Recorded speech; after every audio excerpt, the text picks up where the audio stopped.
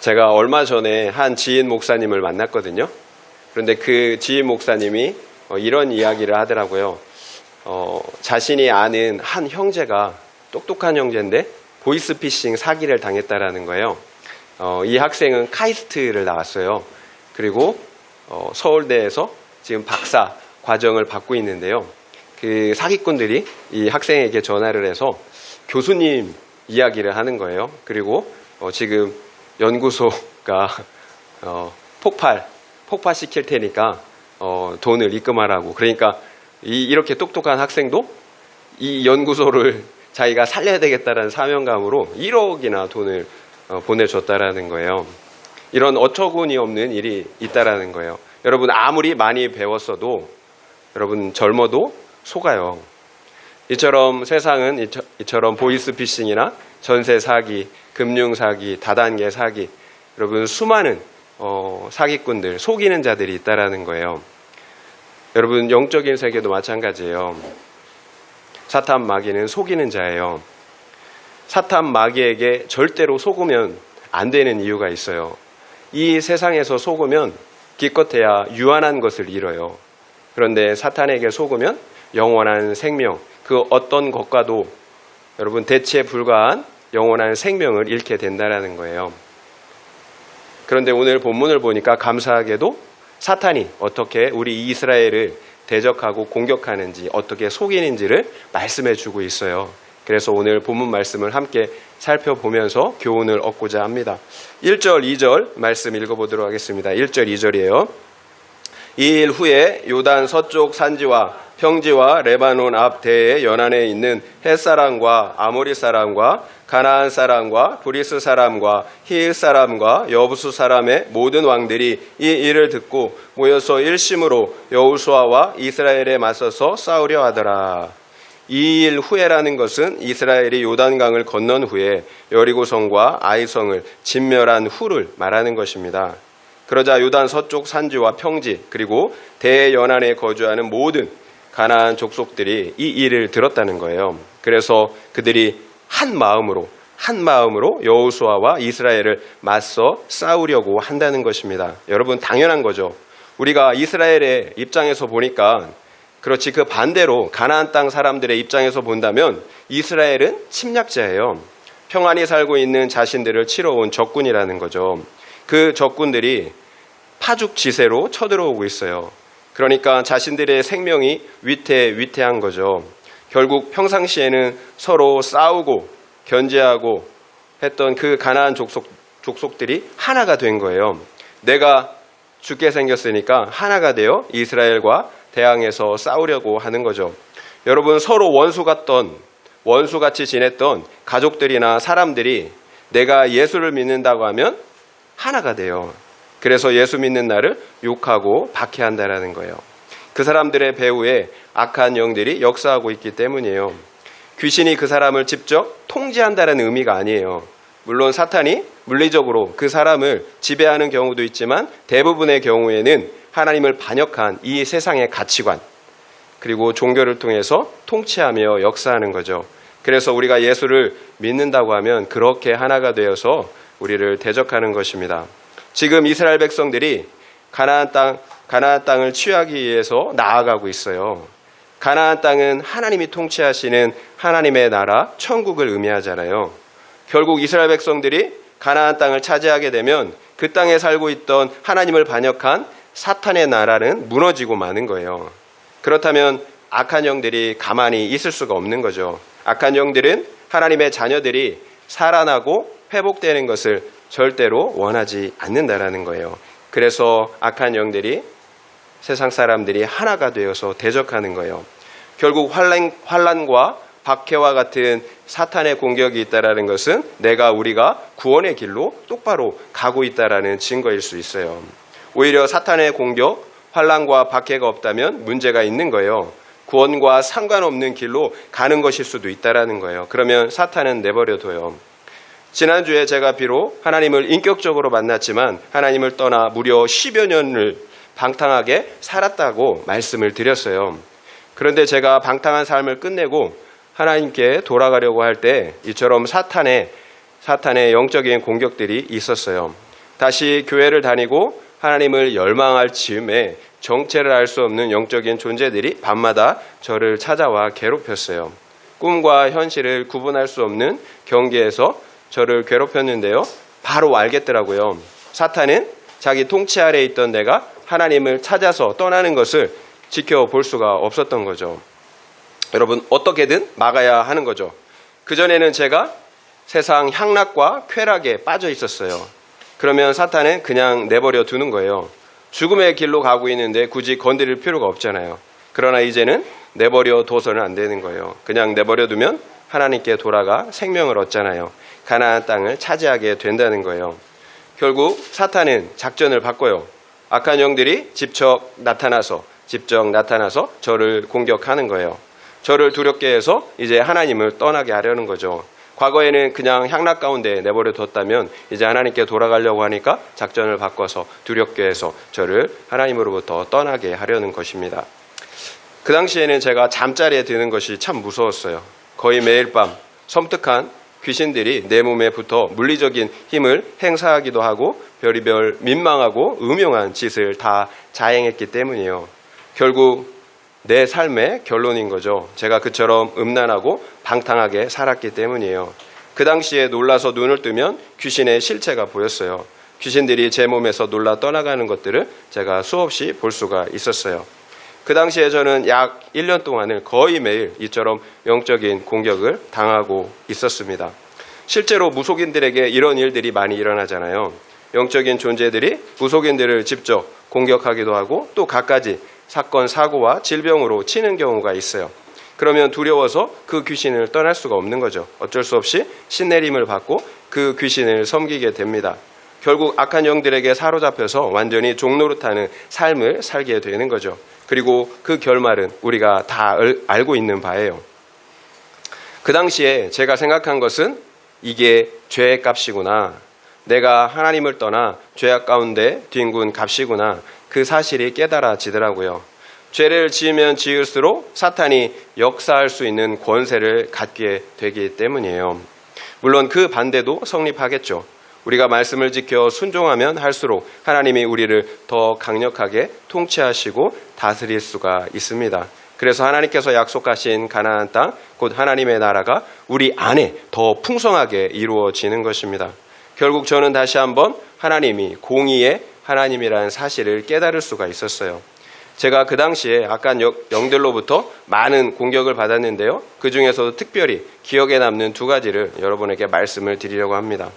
한 번은 그 시커먼 형체가 제 침대 끝에서부터 발과 몸을 거쳐서 제 머리 뒤로 와서 목을 이렇게 조르더라고요. 저항했죠. 빠져나가려고. 그러나 그럴수록 더 목을 세게 조여왔습니다. 예수의 이름으로 물리치면 쫓아낼 수 있다는 얘기를 많이 우리가 듣잖아요. 그렇게 했죠. 그런데 목을 누르고 있으니까 말을 한마디도 낼 수가 없는 거예요. 애를 쓰면 쓸수록 목은 더 조여오고요. 아, 이렇게 죽는구나 생각을 했습니다. 그러자 신기하게도 제 안에 이런 생각이 드는 거예요. 더 잘됐다. 그래, 죽으면 천국에 갈 수 있잖아 하는 생각이 들더라고요. 제가 그 당시에 믿음이 있었나 봐요. 그런데 그 순간, 바로 그 죽음의 순간에 모든 것이 사라졌어요. 나도 사라지고 나를 조르고 있던 귀신도 침대도 방도 다 사라졌어요.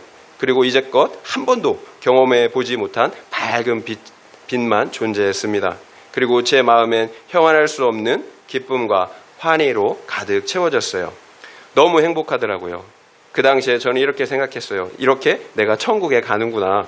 그런 상태가 한 3초에서 5초간 지속된 것 같아요. 그리고 저는 다시 침대에 누워있는 상태로 돌아왔습니다.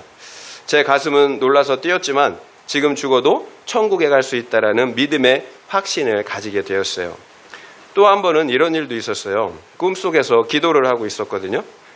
그때 다른 영적인 세계로 들어간다라는 느낌을 받았어요. 아, 이제 하나님을 만날 수 있겠구나 하는 생각으로 기뻐했던 기억이 있습니다. 그 당시에 제가 하나님께 나 좀 만나달라고 그렇게 간절히 기도하고 있었거든요. 하지만 시커먼 세계 속 천둥 번개만이 하늘을 치고 있는 거예요. 그리고 왠지 모를 영적인 불안함이 찾아왔어요.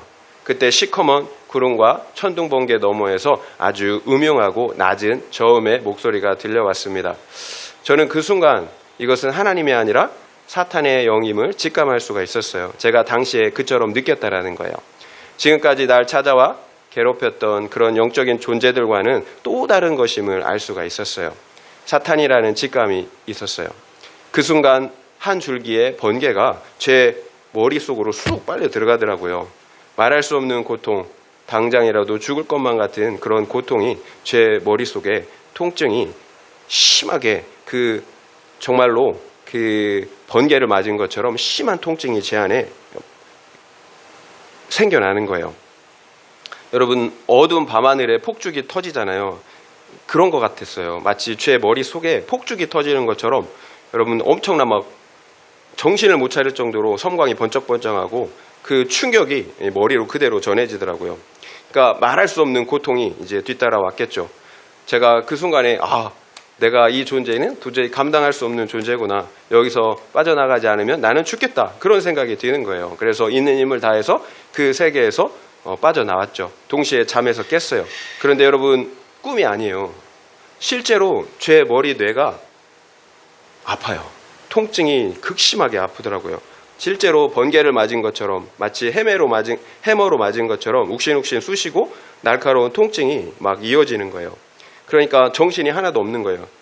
혼이 나간 것처럼. 그 실제의 고통이 일주일이 지속됐어요. 일주일이 지나면서 조금씩 그 통증이 사라지더라고요. 여러분, 새벽 2시에 이런 일이 일어났어요. 여러분, 얼마나 두려웠겠어요. 하지만 제가 그 존재에게 이렇게 외쳤어요. 나는 내가 있기 때문에 오히려 하나님이 있다라는 것을 더 믿겠다. 여러분, 그 사건이 여러분 가장 하이라이트, 크라이막스였던 것 같아요.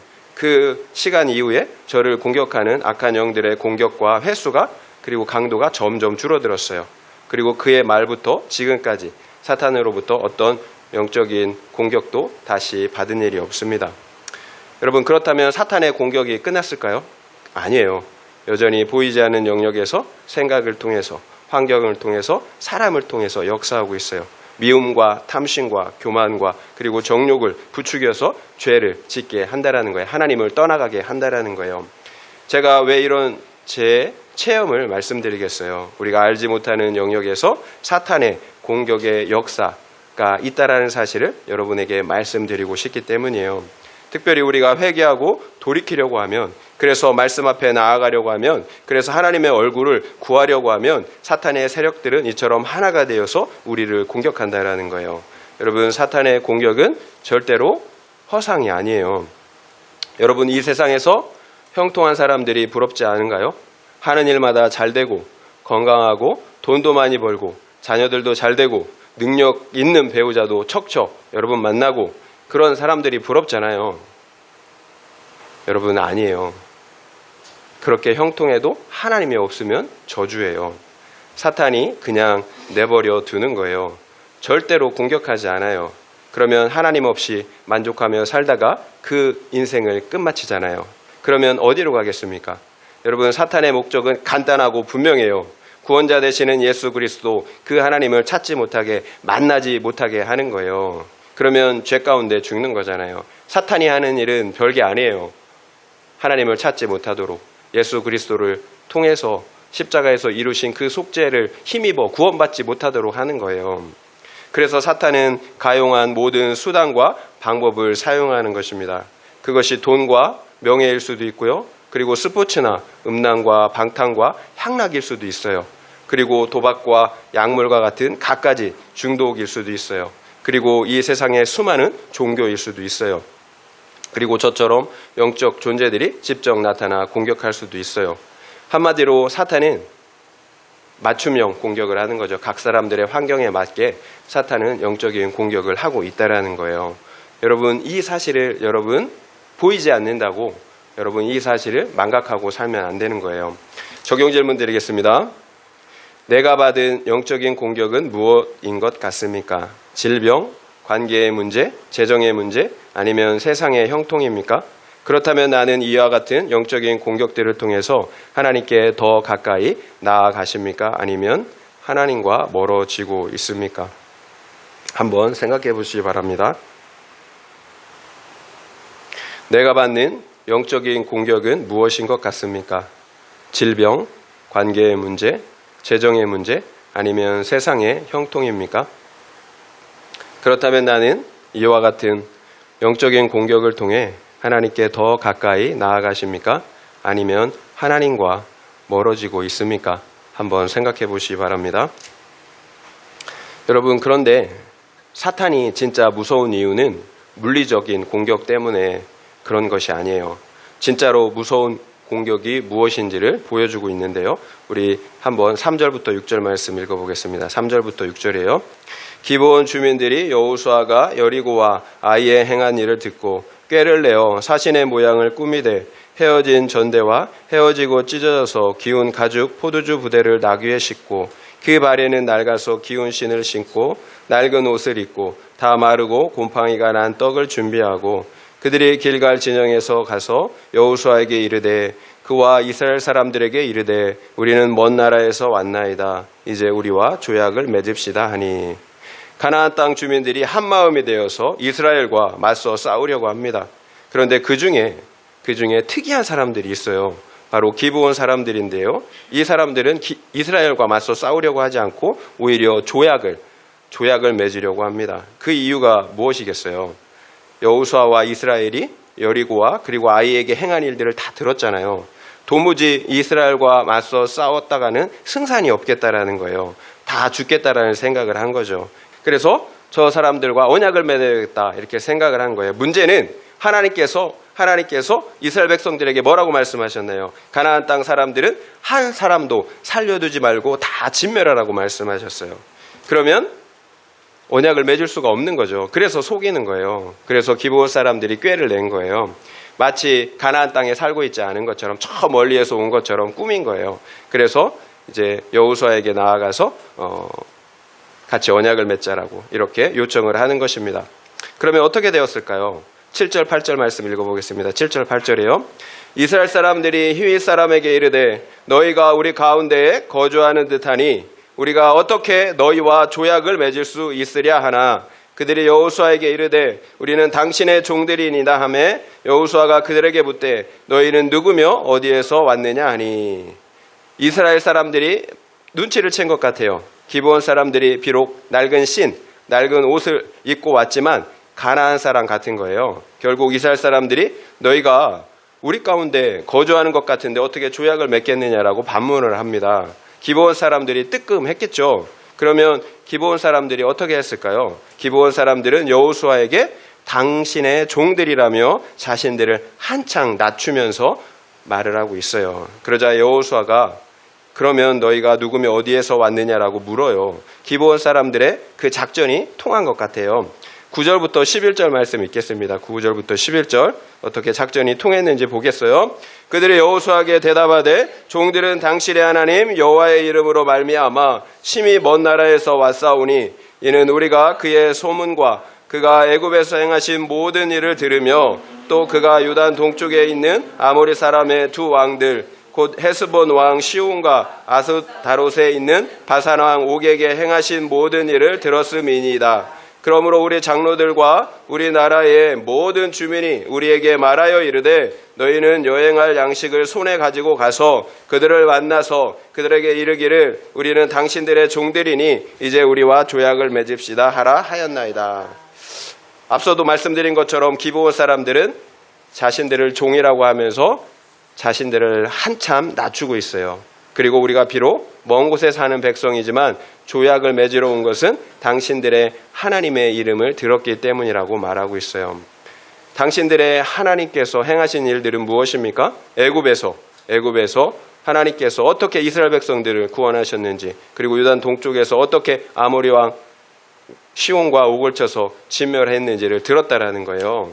결국 하나님이 행하신 일을 들었기 때문에 그 멀리에서 조약을 맺으러 왔다라는 거예요. 그리고 그 증거를 제시하잖아요. 12절 13절을 보면 기브온 사신들이 자신들이 멀리서 왔다라는 증거로 헤어진 포도주 가죽 부대, 그리고 곰팡이가 핀 떡, 멀리서 왔기 때문에 그렇게 곰팡이가 피고 이제 그 새 포도주가 헤어진 거예요. 그리고 헤어진 옷과 신발을 제시하며 보여주고 있어요. 그러면 어떻게 되었을까요? 여호수아가 깨어서 분별했을까요? 아니면 속아 넘어갔을까요? 14절, 15절 읽겠습니다. 우리가 그들의 양식을 취하고는 어떻게 할지를 여호와께 묻지 아니하고 여호수아가 곧 그들과 화친하여 그들을 살리리라는 조약을 맺고 회중 족장들이 그들에게 맹세하였더라. 이스라엘 백성들이 그들의 양식을 취하고는 어떻게 할지 하나님께 묻지 않았대요. 결국 여호수아와 족장들이 기브온과 화친하여 그들을 살리겠다라는 조약을 맺고 맹세까지 하였어요. 이처럼 이스라엘 백성들은 가나안 족속들에게 속아서 하나님의 말씀에 불순종하고 말았습니다. 왜 하나님께서 가나안 족속을 진멸하라고 하셨겠어요? 왜 그들과 언약을 맺지 말라고 말씀하셨겠어요? 이스라엘 백성들이 각종 우상들을 음란하게 섬기는 가나안 문화에 동화되는 것을 염려하셨기 때문이죠. 그러면 이스라엘 백성들이 언약을 깨뜨리고 죽음의 길로 가기 때문이에요. 그런데 영적 지도자들인 여호수아와 족장들이 분별하지를 못해요. 기브온 사람들의 거짓말에 속고 말았어요. 그렇다면 이스라엘 백성들은 정말로 큰 위험에 빠진 거죠. 실제로 이스라엘 백성들은 가나안 족속을 다 진멸하지 않고 남겨두었다. 그것이 그들의 가시가 되고 올무가 되잖아요. 하나님을 배반하고 우상숭배 죄를 범하는 빌미를 제공했다라는 거예요. 결국 그들이 하나님을 떠나 죽음의 길로 가는 길을 선택하게 되었다라는 거예요. 이처럼 사탄의 가장 치명적인 공격은 속이는 거예요. 그래서 죽음의 길로 가게 하는 것입니다. 특별히 믿는 자들에게 사탄의 치명적인 공격은 말씀을 변질시키는 거예요. 십자가 복음을 나 중심적인 기복 복음으로 바꾸어 놓는 것입니다. 그 이유가 무엇인가요? 한 사람이 타락하면 한 사람만 죽어요. 그러나 말씀이 변질되면 그 교회에 있는, 동시대에 그 교회에 있는 모든 사람이 죽는 거예요. 중세교회가 그렇게 죽은 거잖아요. 십자가 복음을 예수 없는 복음으로, 행위 복음으로 변질시켜 버렸기 때문이에요. 오늘날 교회도 마찬가지예요. 십자가 구속사의 복음을 나 중심적인 기복 복음으로 바꾸어 놓았어요. 결국 사탄이 무서운 이유는 귀신으로 나타나서가 아니에요. 환난과 박해가 극심한 것도 아니에요. 속이기 때문이에요. 특별히 구원에 이르게 할 그 구속사의 말씀 복음을 변질시키기 때문이에요. 문제는 여러분, 타락한 인간이 그 사탄이 변질시킨 복음을 좋아한다라는 거예요. 이 세상의 복도 받고 영원한 생명도 받고 내 마음대로 살다가 구원도 받고, 여러분 얼마나 좋습니까? 이런 복음이 있다면 여러분 다 좋겠죠. 그러나 그런 복음은 없어요. 여러분, 아담과 하와가 그렇게 속았잖아요. 하나님은 내가 선악을 알게 하는 그 나무의 과실을 먹는 날에는 반드시 죽으리라고 말씀하셨어요. 그러나 사탄은 뭐라고 얘기했나요? 하나님처럼 된다고 했잖아요. 죽지 않는다고, 오히려 하나님처럼 된다고 그 말씀을 변질시켰어요. 이처럼 사탄은 말씀을 변질시켜요. 그러니까 아담과 하와가 그 선악과를 먹고 말았잖아요. 내가 원하는 대로 해도 된다고 하니까 먹고 말았잖아요. 그 결과는 우리가 아는 대로 우리가 이 땅에서 이렇게 저주 가운데, 고통 가운데 살아가다가 영원한 죽음에 들어가게 되게 되었다라는 거예요. 이처럼 사탄이 무서운 이유는 여러분, 귀신이 돼서 나타나서 우리를 공격하기 때문이 아니에요. 뒤에서 숨어서 여러분 말씀을 교묘하게 변질시키기 때문이에요. 그러면 다 죽는 거예요. 그래서 영적 전쟁은 내 마음을 지키는 전쟁이고 말씀을 지키는 전쟁이에요. 영적 전쟁은 말씀을 지키는 전쟁이에요. 아담과 하와는 말씀을 지키지 못했기 때문에 죽음에 이르게 된 거예요. 지금 여호수아도 마찬가지 지금 상황에 처하게 된 거죠. 여러분, 말씀을 목숨처럼 지켜야 합니다. 여러분, 그 이상이에요. 목숨은 지키지 못해도 말씀은 지켜야 되는 거예요. 여러분, 목숨도 유한해요. 육체의 목숨도 유한해요. 하지만 영원한 생명은 유한과 비교할 수가 없잖아요. 그래서 말씀을 지켜야 되는 거예요. 목숨보다. 그렇다면 여호수아와 이스라엘 백성들이 왜 속았을까요? 속은 이유를 알아야 되겠죠. 성경은 분명하게 여호와께 묻지 않았다라고 말씀하고 있어요. 여호수아와 백성들은 그 앞선 승리에 도취해서 교만했던 거죠. 기브온 사람들이 자신들을 당신의 종들이라고 하니까 우쭐한 거예요. 그래서 그처럼 중요한 문제를 하나님께 묻지 않고 결정한 것입니다. 교만했기 때문이에요. 아담과 하와도 마찬가지였어요. 하나님처럼 될 수 있다는 말에 하나님께 묻지를 않았어요. 스스로 독단적으로 결정했어요. 하나님처럼 될 수 있다라는 말에. 이처럼 역사는 계속해서 반복이 됩니다. 오늘날에도 마찬가지잖아요. 결국 우리가 속는 이유는 그 안에 해결되지 않는 죄, 교만과 탐심과 정욕과 같은 죄악이 있기 때문이에요. 사탄은 그와 같은 우리의 약점들을 너무나 잘 알고 있어요. 우리의 약점이 무엇인지. 그래서 하나님의 말씀을 우리의 교만과 탐심과 정욕을 만족시켜줄 만한 그런 기복의 말씀으로, 기복의 복음으로, 세속의 복음으로 변질시켜 주는 거예요. 여러분, 사람들이 동업 전에는, 돈 빌리기 전에는, 결혼하기 전에는 얼마나 잘합니까? 그런데 목적을 이루면 싹 돌변하잖아요. 여러분, 사탄의 그 감언이설에 속으면 안 돼요. 결혼하기 전에는 상냥한 척, 돈이 있는 척, 믿음이 있는 척. 결혼하면 내가 당신 손에 물 한 방울 안 묻게 해주겠다고, 내가 너를 책임진다고, 평생에 책임진다고 하잖아요. 그러니까 얼마나 여러분 들으면 황홀해요. 그리고 믿음직스럽습니까? 이제 결혼하면 저 남자가 나를 다 책임져 주겠구나. 고생 끝, 행복 시작. 이렇게 생각하잖아요. 그런데 어떻게 되나요? 목적을 이룬 후에는, 결혼한 후에는 어떻게 변합니까? 여러분, 잡은 물고기에 먹이 주는 사람이 있냐고 이렇게 하지 않나요? 여러분, 왜 속은 겁니까? 돈 많은 배우자, 나만을 위해 잘해주는 배우자, 그 환경들이 너무 좋은 거잖아요. 그래서 나 역시 그 배우자가 필요했던 것 아닌가요? 그렇다면 나 역시 그 사람이 아니라 그 배우자의 조건과 환경을 사랑한 거잖아요. 결정적으로 하나님께 묻질 않았어요. 왜 묻질 않았겠습니까? 배우자 선택의 문제는 평생에 걸린 문제잖아요. 그렇게 중요한 문제를 어떻게 하나님께 묻질 않고 결정할 수가 있겠어요? 결국 내 안에 해결되지 않은 교만과 욕심 때문인 거죠. 우리가 코인 사기, 투자 사기, 다단계 사기처럼 수많은 사기에 속는 이유도 마찬가지예요. 속이는 사람들은 상대방의 탐심을 너무나 잘 알아요. 그래서 그 탐심을 교묘하게 이용하는 거예요. 처음에는 작은 돈으로 시작하잖아요. 그런데 매월 여러분 20, 30%의 돈을 계속 넣어줘요. 그러면 여러분 그렇게 돈 넣어주는데 속지 않을 사람이 어디 있겠어요? 속고 싶죠. 계속 돈 들어오겠다. 그러니까 그 작은 돈뿐만 아니라 주변에 돈까지 다 빌려서 투자하잖아요. 여러분, 속이는 사람들은 상대방의 그 약점을 너무 잘 알아요. 그래서 상대방의 비율을 얼마나 잘 맞추는지 몰라요. 간이라도 빼줄 것처럼 상냥해요. 상대방의 교만을 이용하는 거예요. 여러분을 높여주고 좋은 소리만 해주고 비위 맞춰주는 그 사람들, 여러분 조심해야 하는 거예요. 아무 이유 목적 없이 그렇게 잘해주는 사람은 없어요. 물론 다 그런 거는 아니겠죠. 십자가의 용서와 사랑을 경험한 사람들, 거듭난 사람들은 상대방의 영혼을 진실하게 사랑해요. 결국 그 영혼의 구원을 위해서 사랑하고 섬기는 거죠. 그 안에 주님의 사랑이 있기 때문이에요. 그럼에도 인간이고 죄인이에요. 그래서 어떤 누구고 내가 원하는 사랑을 줄 수가 없어요. 심지어 자식까지 내가 원하는 사랑을 줄 수가 없어요. 결국 내가 어떤 누구든지 사람을 믿으면 반드시 상처를 받게 되어 있어요.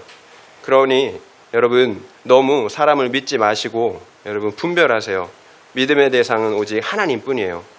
사람은 믿음의 대상이 아니라 사랑의 대상일 뿐이에요. 계속 말씀드리지만 사람은 믿음의 대상이 아니라 어떤 누구도 사랑의 대상이에요. 이 사실을 알 때 우리가 속지 않고 상처를 받지 않아요. 어떤 누구든지 본받을 만한, 어떤 누구든지 본받을 만한 장점이 있어요. 그리고 단점 역시 존재해요. 그러니까 너무 높이지도 말고 낮추지도 마세요. 분별하세요. 좋은 점은 배우세요. 그리고 좋지 않은 부분은 버리세요. 판단하지 마시고 분별하라는 거예요. 결국 왜 속는 겁니까? 우리 안에 해결되지 않은 교만, 탐심, 허영처럼 여러분 우리 안에 죄가 있기 때문이에요. 그래서 여러분 속이는 사람도 문제지만 속은 사람도 잘못이에요. 적용 질문 드리겠습니다. 나는 무조건 나를 위로하고 칭찬하는 말을 선택합니까? 아니면 퍽퍽하고 나를 찔러도 구속사 진리의 말씀을 선택합니까? 한번 생각해 보시기 바랍니다. 나는 무조건 나를 위로하고 칭찬하는 말을 선택합니까? 아니면 퍽퍽하고 나를 찔러도 구속사 진리의 말씀을 선택합니까? 한번 생각해 보시기 바랍니다. 그러면 속지 않아야 되겠죠. 속지 않으려면 어떻게 해야 할까요? 죄의 문제이잖아요. 죄의 문제. 지난번 애꿈 선교에서 오셨던 그 이성원 목사님의 따님이 있어요. 이찬송이라는 자매인데요. 제가 지난 교회에서 대학부 사역자로 섬길 때 대학부에 있었던 그런 자매였어요. 그런데 이 자매가 한 형제를 사귀고 있었는데요. 그 형제가 전도사였어요. 저를 만난 자리에서 고민을 이야기하는 거예요. 전도사 남자친구와 결혼하는 것이 하나님의 뜻인지 아닌지 모르겠대요. 성령 충만할 때는 그것이 하나님의 뜻이라는 생각이 든대요. 그런데 성령이 충만하지 않으면 결혼하면 안 되겠다라는 생각이 든다라는 거예요. 여러분, 그러면 무엇이 하나님의 뜻이겠어요? 제가 그 자매에게 말했어요. 하나님의 뜻은 분명하다. 결혼하는 것이다. 그리고 내가 성령 충만한 것이다. 제가 어떻게 그처럼 확신하면서 말했겠어요? 성령 충만할 때 하나님이 성령을 충만하게 부어주실 때 드는 생각이 하나님의 뜻이기 때문이에요. 우리가 사탄에게 속지 않는 방법, 그래서 하나님의 뜻대로 선택할 수 있는 방법은 바로 성령 충만이에요. 그래서 성경은 우리에게 성령 충만을 명령하고 계세요. 에베소서 5장 18절, 술 취하지 말라. 이는 방탕한 것이니 오직 성령으로 충만함을 받으라. 술 취하지 말라. 꼭 우리가 먹는 알코올뿐만이 아니에요. 세상의 술에 취하지 말라라는 거예요. 오직 성령으로 충만함을 받으라고 말씀하세요. 그러면 성령 충만이 무엇입니까? 하나님의 통치를 받는 거죠. 하나님 무엇으로 통치하십니까? 성령으로 통치하시고 말씀으로 통치하세요.